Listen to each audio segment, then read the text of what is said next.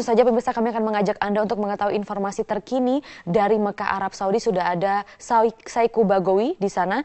Saiku, Anda sempat baru saja tiba di Mekah, namun sempat melaksanakan ibadah umroh. Bagaimana kondisi di Masjidil Haram saat ini? Apakah masih terganggu pelaksanaan ibadah hajinya?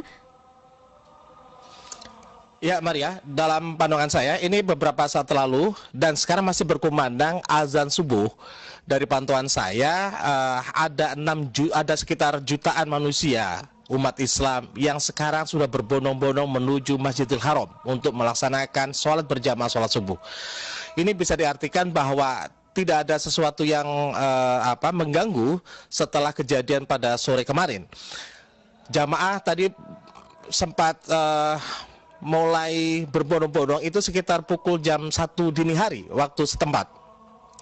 Saya tadi ketika memasuki kota panjang untuk memasuki perbatasan sekitar 8 kilo menuju Masjidil Haram.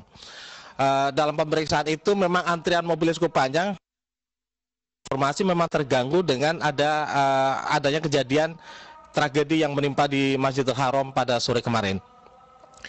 Ketika dalam perjalanan itu saya juga melihat ada beberapa pohon yang tumbang.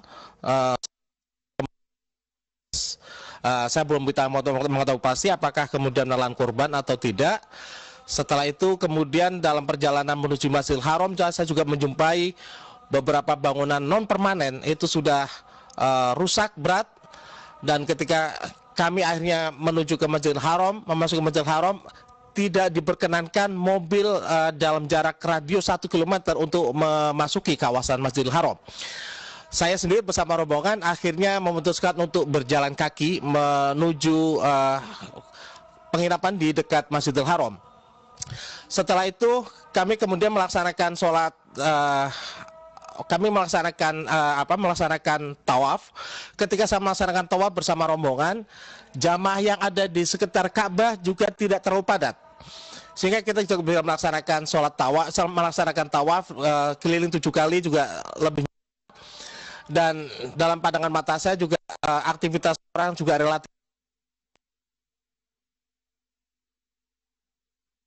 melaksanakan sa'i. Di sana juga tidak ada sesuatu kejadian yang luar biasa. Artinya jamaah juga tetap bisa khusyuk melaksanakan sa'i. Jumlahnya juga tidak terlalu banyak, hanya sekitar puluhan ribu orang dari beberapa jamaah Indonesia. Nah, ketika menjelang sholat subuh, tadi terdengar adzan subuh pertama, misalnya sekitar jam 3 dini hari tadi, jamaah dari berbagai negara berbondong-bondong. Memang ada pemeriksaan ketat dari beberapa aparat keamanan yang ada di sekitar Masjidil Haram.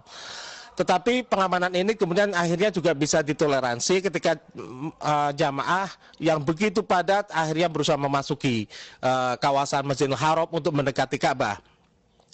Dalam pantauan saya juga tidak ada aktivitas yang cukup berarti dari aparat-aparat yang ada di sekitarnya. Mereka hanya mengamankan para jamaah untuk bisa melakukan sholat subuh dengan baik. Kemudian ada beberapa tempat yang bisa kita katakan kejadian. Ada pembersihan dari tugas yang ada di lapangan. Misalnya membersihkan keramik-keramik yang berantakan. Kemudian ada beberapa mobil-mobil pembersih yang dikerahkan ke lapangan untuk membersihkan puing-puing yang ada. Maria. Saiku, dari pantauan Anda, ini apakah memang masih ada reruntuhan kren sisa-sisa jatuhnya kemarin? Dan apalagi informasi terkini yang dapat Anda bagi bersama kami? Ya Maria, kalau dari pantauan saya belum bisa melihat belum bisa memastikan apakah kren yang menjadi penyebab dari korban jiwa di ini sudah betul-betul disterilkan atau kemudian ada puing-puing yang sudah dipotong-potong menjadi bagian lebih kecil. Namun memang setahu saya areal sudah cukup steril dan sekarang jamaah juga bisa melaksanakan ibadah dengan nyaman. Artinya dengan jutaan manusia yang sekarang memadati Masjidil Haram, mendekati Ka'bah untuk melaksanakan sholat subuh berjamaah. Tadi juga adzan berkumandang. Tidak ada sesuatu pengumuman yang berarti dari panitia Masjidil Haram. aparat kepolisian yang berjaga-jaga juga relatif lebih akomodatif untuk menerima jamaah. Dan itu menurut saya sih bisa dikatakan bahwa kondisi Masjidil Haram sampai pagi hari ini, tepatnya di sini pukul hampir 5 dini hari, itu sudah cukup